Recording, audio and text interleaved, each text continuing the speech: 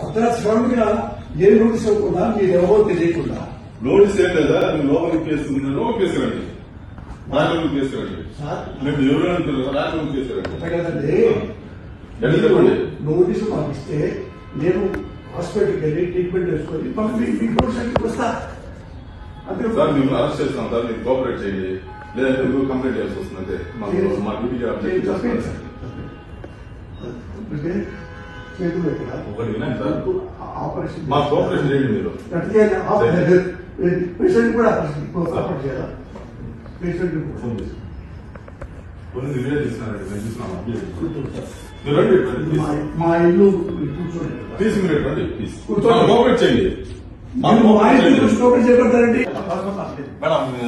పెట్టద్దమ్మా sir arrest చేస్తున్నాం madam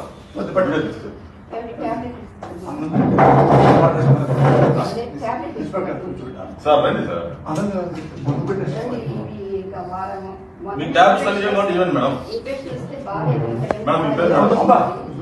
మీ పేరు madam మీకు నోటీస్ ఇస్తున్నాం సార్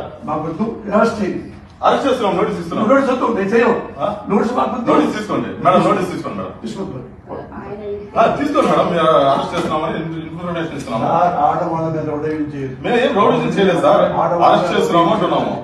మా ఆవిడ సొంతంగా మామూలు ఇబ్బంది అయితే చూసుకోండి సార్ తీసుకోబెట్టి ఏం ఇష్యూ లేదు సార్ ప్లీజ్ సార్ డ్రెస్ చర్చిస్తున్నాం సార్ కాకినాడ జిల్లాలో ఓబులార్పల్లి పోలీస్ స్టేషన్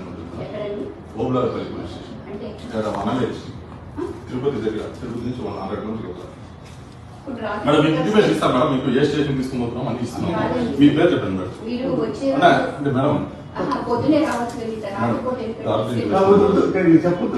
తీసుకోపోతే అది లీగల్ ఫార్మాలిటీస్ మేడం తీసుకోపోతే మేడం లీగల్ ఫార్మాలిటీ సార్ తీసుకోవద్దు అంటే సార్